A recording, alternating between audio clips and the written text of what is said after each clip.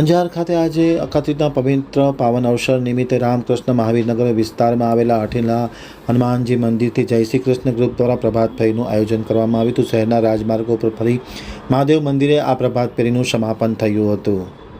હવે જોઈએ અંજાર આમતક ન્યૂઝ બ્યુરોનો એક વિસ્તૃત આજે પવિત્ર પરશુરામ જયંતિના પાવન અવસરે અંજારના રામકૃષ્ણ મહાવીરનગર વિસ્તારમાં આવેલા અઠીલા હનુમાનજી મંદિર પાસે જય શ્રી કૃષ્ણ ગ્રુપ દ્વારા ભવ્ય પ્રભાત ફેરીનું આયોજન કરવામાં આવ્યું હતું. પ્રભાત ફેરીનું પ્રસ્થાન સોસાયટીના અઠીલા હનુમાન મંદિર ખાતેથી કરવામાં આવ્યું હતું. તમામ રાજમાર્ગો પર આ પ્રભાત ફેરી ફરી હતી. રામદેવ પીર મંદિર, સોમેશ્વર મહાદેવ મંદિર, ખોડિયાર માતાજીના મંદિરથી તે સોસાયટીના વિવિધ માર્ગો પર આવતા મંદિરમાં માથું ટેકવી અને જાગેશ્વર મહાદેવના મંદિરે સમાપન કરવામાં આવ્યું હતું. ભગવાનનો જયઘોષ કરવામાં આવ્યો હતો. મોટી સંખ્યામાં વડીલો, માતૃશક્તિ બહેનો, યુવાનો, બાળકો જોડાયા હતા.